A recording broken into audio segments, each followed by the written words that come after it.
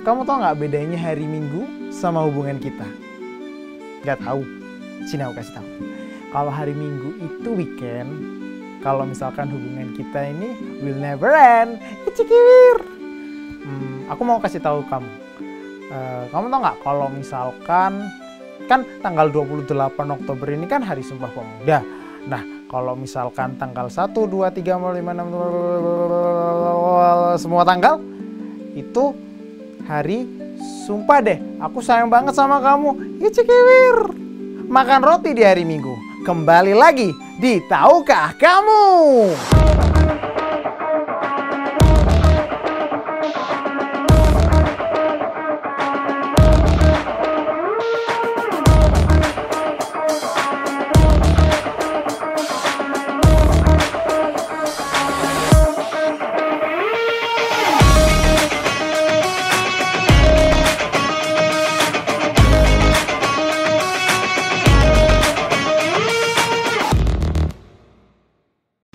Iya, aku tadi kasih tebak-tebakan, kasih pantun itu bukan tanpa alasan. Bener banget, kali ini kita mau bahas tentang kalender Masehi.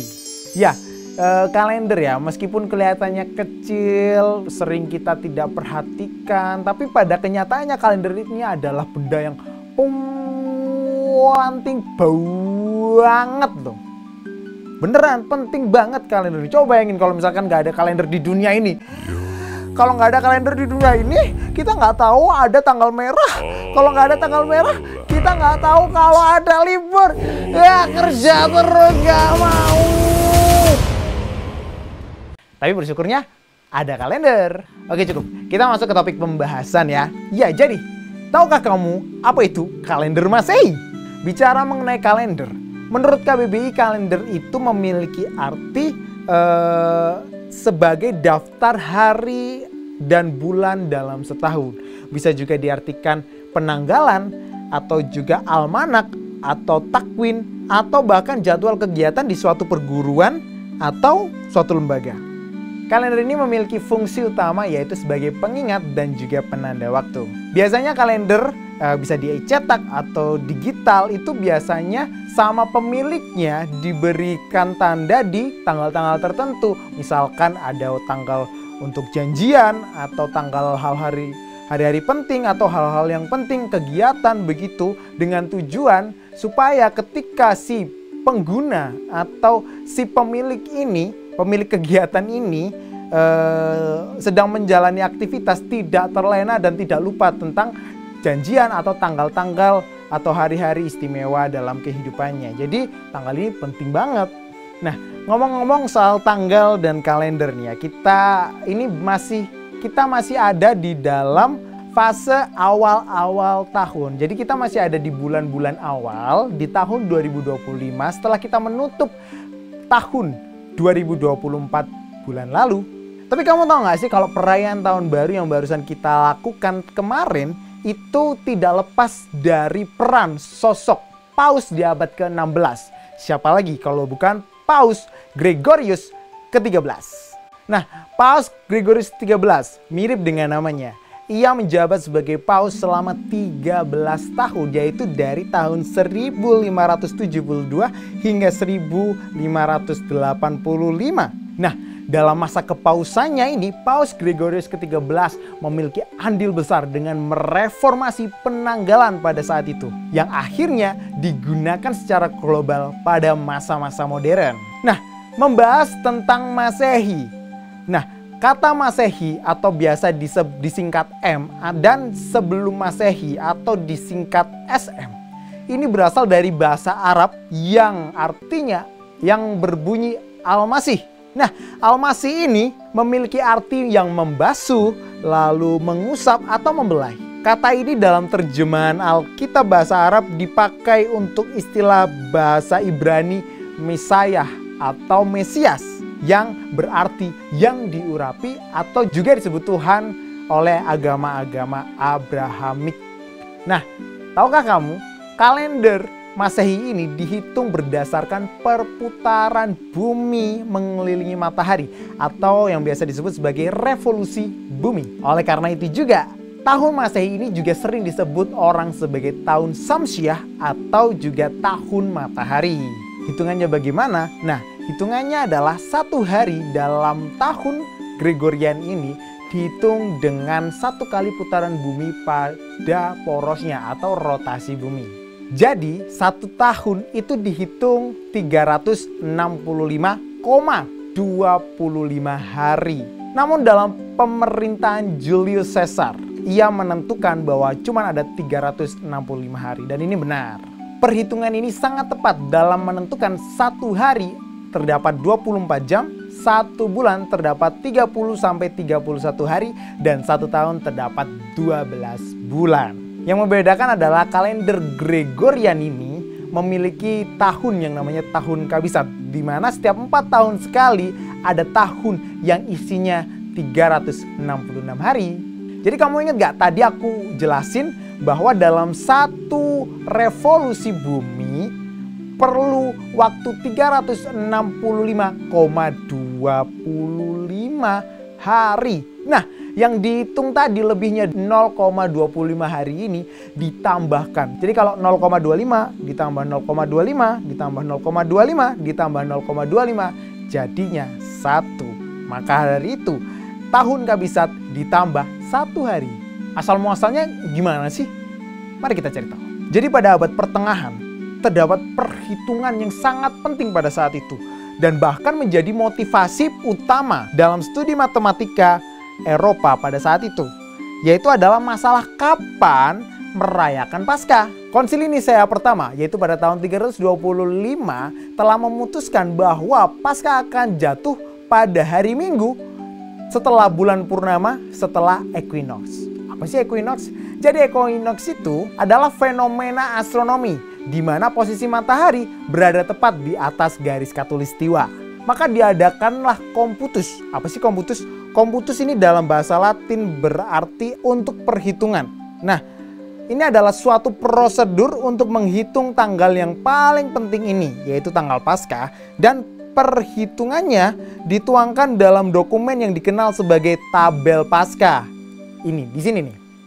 Di salah satu tabel itulah pada tahun 525 Masehi, seorang biarawan bernama Dionysius Exiguus menawarkan sistem baru, yaitu sistem AD atau menghitung tahun setelah kelahiran Tuhan Yesus. Nah, AD ini dalam bahasa Latin memiliki kepanjangan sebagai Anno Domini yang artinya tahun Tuhan. Dalam bahasa Inggris muncul juga istilah baru, yaitu Common Era atau disingkat CE, Common Era, atau secara harafiah diartikan sebagai era umum. Nah, tadi kan ada istilah AD. AD itu sama istilahnya dengan Masehi. Setelah istilah ini dipakai oleh halayak ramai, lalu mereka mulai memperhitungkan waktu sebelum Masehi atau SM tadi. Dalam bahasa Inggris disingkat sebagai BC. BC itu apa? Before Christ. Bisa juga diartikan sebagai Before Common Era. Nah, Dionysius ini kan tadi menyarankan sistem AD atau Anno Domini yang artinya tahun Tuhan, di mana dimulai pada saat Kristus hadir. Namun Dionysius ini tidak pernah mengatakan bagaimana ia menghitung hari lahir Tuhan Yesus. Tapi kemungkinan besar dia mengumpulkan banyak tulisan-tulisan dari orang-orang Kristen mula-mula seperti Clement dari Alexandria, Eusebius dari Kaisarea, dikumpulkan dan dicari datanya sama Dionysius. Jadi menurut Alden Mossemer, seorang profesor emeritus sejarah dari Universitas California di San Diego, dalam bukunya The Easter Computus and the Origin of the Christian Era, dia mengatakan bahwa Dionysius ini sejatinya pengen mengusahakan atau dia berusaha untuk menetapkan satu Masehi itu di mana sama dengan hari ketika Kristus lahir. Namun setelah dihitung-hitung ternyata perhitungannya itu meleset. Jadi menurut perkiraan modern, Kristus lahir itu justru malah tahun 4 sebelum Masehi. Jadi meleset 3 tahun. Tapi kamu tahu nggak, ada fakta unik banget yang aku yakin kamu juga baru tahu. Jadi tahukah kamu bahwa Dionysius ini memiliki tujuan. Jadi tujuannya tidak hanya membuat kalender yang baru, tapi mempunyai tujuan khusus. Dionysius ini menawarkan sistem yang baru, sejatinya bertujuan untuk mengganti sistem lama, yaitu sistem dari Diocletian. Sistem Diocletian ini dinamai sedemikian karena juga merujuk kepada sang pembuat sistem, yaitu Kaisar Diocletian. Kaisar Diocletian ini memerintah sebagai Kaisar Roma pada tahun 284 Masehi sampai 305 Masehi. Jadi hitung-hitungannya Diocletian ini menghitung hari itu dari saat dia memerintah sebagai kaisar. Jadi waktu dia ditetapkan sebagai kaisar itu menjadi tahun pertamanya di sistem Diocletian. Alasannya Dionysius menggunakan atau menawarkan sistem baru adalah karena ia ingin membuat perubahan khusus, yaitu ingin menghilangkan ingatan tentang Diocletian. Kenapa? Diocletian ini adalah seorang kaisar yang sangat jahat. Dia mengeluarkan dekret supaya orang-orang Kristen bisa dianiaya, bahkan dibunuh, dipenjarakan. Jadi sangat-sangat sadis. Gereja-gereja dibakar, Alkitab-Alkitab dibakar pada saat itu. Jadi Dionysius ini memiliki tujuan, yaitu dia ingin supaya ingatan akan Dioclenes hilang. Tuh kan, kamu baru tahu kan bahwa dulu pernah ada kaisar jahat yang buat tanggal. Parah ya kan. Sistem Masehi ini semakin populer, terlebih pada abad ke-9 terdapat seorang kaisar suci Roma bernama Kaisar Charlemagne. Dia memerintahkan supaya seluruh Roma atau seluruh Eropa menggunakan penanggalan ini. Dan pada akhirnya pada abad ke-15 seluruh Eropa Barat sudah menerapkan sistem penanggalan ini. Penerapan sistem penanggalan ini diperkuat lagi oleh seorang paus bernama Paus Gregorius ke-13 seperti yang aku bilang tadi. Jadi dia mengadopsi. Jadi bisa dikatakan Paus Gregorius ke-13 ini merevisi, memperbaiki kalender yang sebelumnya, yaitu kalender Julian yang dibuat oleh kaisar paling terkenal. Siapa lagi kalau bukan Kaisar Julius Caesar. Jadi nama-nama bulan yang kalian kenal pada saat ini itu berasal dari kalender Julian. Jadi Julius Caesar dia mengadopsi atau menggunakan nama-nama dewa-dewi atau bahkan angka Romawi sebagai penamaan setiap bulannya. Contohnya seperti Ianurius atau Januari, lalu ada Februarius atau Februari, lalu ada Martius atau Maret, Aprilis atau April, Maius atau Mei, lalu ada Iunius atau Juni, lalu ada Quintilis, lalu ada juga Sextilis, lalu ada Septem, terus ada Okto, ada Novem, dan juga ditutup dengan Desem. Tetapi ada nama 2 bulan yang diganti setelah Kaisar Agustus menjadi Kaisar Roma. Ada 2 bulan yang diganti, yaitu nama seperti Quintilis itu diganti menjadi Julian atau Julius, yang sebagai suatu penghormatan Kaisar Agustus terhadap pamannya Julius Caesar. Dan diganti juga Sextilis. Bulan Sextilis diganti dengan bulan Agustus sebagai penghormatan terhadap dirinya. Emang nggak narsis nih orang ini ya. Nah, setelah lama digunakannya kalender Julian ini, pada tahun 1500 ini terjadi suatu kesalahan. Di mana 1 tahun ini kurang 10 hari gitu kan ya. Jadinya sistem ini sudah nggak sinkron lagi. Karena ketidaksinkronan inilah maka timbul kekhawatiran bahwa Paskah akan semakin bergeser harinya. Akhirnya Paus Gregorius ke-13 bersama seorang ahli fisika bernama Aloysius Lilius dan ahli astronomi bernama Christopher Calvius mengembangkan kalender Masehi atau Gregorian ini. Kamu tahu nggak kalau misalkan mereka bertiga ini mengembangkan konsep atau sistem ini selama 5 tahun. Bayangin, 5 tahun mereka ngelihat bintang, 5 tahun mereka menghitung-hitung, gimana nggak pusing coba kan ya. Di tahun Gregorian inilah baru ada sistem namanya tahun kabisat. Tahun kabisat itu yang bagaimana sih? Jadi tahun kabisat ini, tahun kabisat berlaku 4 tahun sekali. Kecuali tahun yang tidak habis dibagi 400 atau dibagi 4. Jadi tahun kabisat jatuh misalkan tahun 2000. Nah itu tahun yang bisa dibagi 400 habis. Itu tahun kabisat. Lalu ada tahun 2024 seperti tahun kemarin, itu juga termasuk tahun kabisat. Jadi tahukah kamu kalau misalkan Paus Gregorius ini memindahkan tahun baru. Coba bayangkan, dulu tuh tahun baru itu tanggal 25 Maret.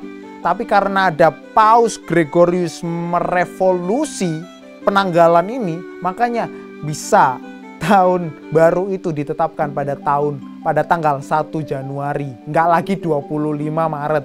Kalau misalkan 25 Maret kita belum tahun baru ini bos ya. Terima kasih Paus.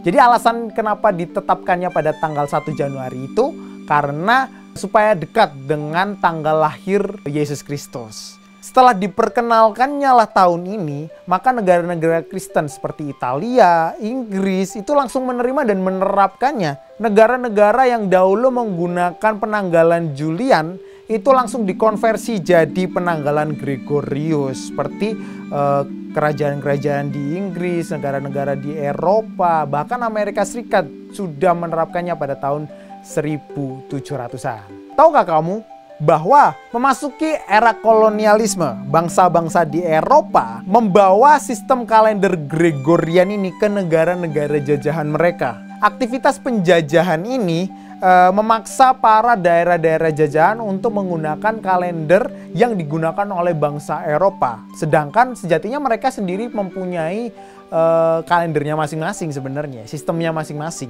Negara-negara jajahan setelah merdeka, mereka tetap menggunakan kalender yang bisa dibilang kalender warisan dari para penjajah tersebut ya, sebagai penanggalan yang berlaku di negara mereka. Meskipun nggak semua, ada beberapa negara-negara yang tetap menggunakan tanggalan mereka atau penanggalan mereka seperti Jepang, terus habis itu Cina itu tetap menggunakan penanggalan mereka. Di samping menggunakan penanggalan yang global tadi juga. Ya jadi tujuan utama penggunaan seluruh dunia menggunakan kalender Gregorian ini adalah untuk memudahkan juga koordinasi antar negara. Sehingga globalisasi dan juga modernisasi juga bisa berjalan bersama-sama. Kita sudah membahas tentang kalender Masehi. Sekarang aku mau bahas pelajaran-pelajaran hidup apa sih yang bisa kita dapat dari episode kali ini. Jadi, tahukah kamu? Yang pertama, Allah menciptakan waktu. Jadi dahulu kala itu tidak ada apa-apa. Langit tidak ada, bumi tidak ada, laut tidak ada, lighting ini tidak ada, HP tidak ada, terus apalagi PC tidak ada, headset tidak ada, apalagi hewan-hewan tidak ada, semua tidak ada. Kamu nggak ada, aku nggak ada, semua nggak ada, nggak ada, nggak ada, nggak ada, nggak ada. Semuanya nggak ada kecuali Tuhan saja. Ya iyalah, Tuhan yang menciptakan semua, jadi Tuhan ada. Ketika semuanya nggak ada, Tuhan menginginkan suatu wadah di mana Dia bisa menciptakan atau sebagai wadah tempat ciptaan-ciptaannya bisa hadir dan bisa hidup begitu ya, bisa ada gitu ya. Sampai akhirnya Tuhan memutuskan bahwa Ia ingin menciptakan segala sesuatu. Kalian ingat berapa lama Tuhan menciptakan alam semesta? Ya, 6 hari. Tuhan membutuhkan 6 hari untuk menciptakan semuanya. Semuanya 6 hari. Pada Kejadian 1 ayat 1 sampai ke 5. Pada mulanya Allah menciptakan langit dan bumi. Bumi belum berbentuk dan kosong. Gelap gulita menutupi samudra raya dan roh Allah melayang-layang di atas permukaan air. Berfirmanlah Allah, jadilah terang. Lalu terang itu jadi. Allah melihat bahwa terang itu baik, lalu Allah memisahkan terang itu dari gelap. Lalu Allah menamai terang itu siang dan gelap itu malam. Jadilah petang dan jadilah pagi. Itulah satu hari atau hari pertama. Kemudian di ayat 14 sampai ke 19 Tuhan mulai menciptakan matahari, bintang-bintang dan semua isinya. Jadi pada hari pertama Tuhan menciptakan 4 hal yang penting. Yang pertama, Tuhan menciptakan waktu. Lah kok bisa? Tuhan sendiri kok menciptakan waktu gitu kan ya? Iya, kan pada saat itu belum ada apa-apa. Semuanya belum ada, waktu nggak ada, ruang nggak ada. Jadi akhirnya Tuhan menciptakan waktu. Lalu Tuhan menciptakan ruang. Alasan Tuhan menciptakan ruang adalah supaya ada tempat bagi Tuhan menaruh setiap apa yang telah Ia ciptakan. Yang ketiga adalah materi. Ya, Tuhan harus menciptakan bumi. Pertama-tama ia menciptakan materi-materi yang menyusun bumi, lalu air yang sangat banyak, lalu juga segala sesuatu yang tadinya tidak ada. Bagaimana mungkin? Ya, karena dia hanya membutuhkan firman. Dia perintahkan semuanya untuk jadi dan semuanya jadi seketika. Jadi pada mulanya bumi ini semua ditutupi oleh air. Jadi bukan gumpalan cair ya, tapi bumi yang ditutupi oleh air. Roh Allah melayang-layang di atasnya. Lalu beberapa hari berikutnya kekuatan dan energinya membuat bumi menjadi tempat yang indah bagi hewan serta manusia untuk hidup. Namun pertama-tama Tuhan mencerahkan tempat itu dengan menciptakan cahaya. Setelah Tuhan menciptakan waktu, ruang dan juga materi, kemudian Tuhan menciptakan cahaya. Bagaimana caranya? Dia tinggal bilang, jadilah terang. Maka jadilah terang itu. Namun ingat bahwa cahaya yang kali ini di hari pertama ini bukan matahari loh. Alkitab bilang bahwa pada hari keempat baru matahari diciptakan. Jadi kita nggak pernah tahu cahaya ini cahaya apa. Namun yang pasti cahaya itu telah menyinari bumi sejak daripada awal. Lalu pelajaran yang kedua adalah pelajaran tentang waktu. Orang kaya, orang miskin, semua dikasih jatah yang sama. Yaitu 24 jam selama satu hari, 30 hari selama 1 bulan, dan 12 bulan selama 1 tahun. Semua sama. Begitu pula dengan orang yang sehat dan yang sakit, orang yang bahagia dengan yang tidak bahagia, semua jatahnya sama. Terus kenapa kita masih protes gitu kan? Waktunya kurang, waktunya nggak cukup gitu kan ya. Padahal kita semua dikasih jatah yang sama. Atau malah sebaliknya, kita memboroskan waktu yang diberikan tadi. Kita memboroskan setiap detik, setiap menit untuk melakukan hal-hal sepele dan yang tidak berguna. Lalu pertanyaannya, bagaimanakah cara kita supaya kita lebih bijaksana dalam menggunakan setiap waktu yang telah Tuhan anugerahkan bagi hidup kita? Sejatinya masalahnya memang bukan ada di waktunya yang kurang atau yang lebih atau yang bagaimana. Tapi dari kitanya, bagaimana kita mengelola waktu tersebut. Alkitab mengatakan, hiduplah dengan penuh hikmat terhadap orang-orang luar, pergunakanlah waktu yang ada. Kolose 4 ayat 5. Artinya kita harus menggunakan setiap detik, setiap menit, setiap jam untuk hal-hal yang bermanfaat, untuk hal-hal yang berkualitas. Melakukan segala sesuatu dengan sebaik mungkin. Sejatinya waktu kita nggak banyak, sedikit saja. Tapi kenapa kita masih sering memboroskan waktu kita untuk hal-hal yang tidak penting, untuk hal-hal yang tidak berkaitan dengan kerajaan surga? Marilah teman-teman, mulai sekarang kita berkomitmen dalam diri kita, dalam hati kita, untuk melakukan, untuk mengerjakan, untuk mempergunakan setiap waktu dalam kehidupan kita dengan lebih bijaksana. Dan melakukan semuanya sesuai dengan kehendak Tuhan atas hidup kita. Setiap waktu yang Tuhan anugerahkan bagi kita wajib dipergunakan untuk memuliakan namanya. Kiranya episode kali ini memberkati kamu semua dan menambah pengetahuan kamu terhadap Alkitab. Kalau misalkan kamu semua mau request tentang materi yang mau disampaikan, bisa tulis di kolom komentar ya. Oke, jadi aku Reno, pamit undur diri. Kiranya Tuhan Yesus selalu menyertai kamu sekalian. Sampai jumpa. Dadah.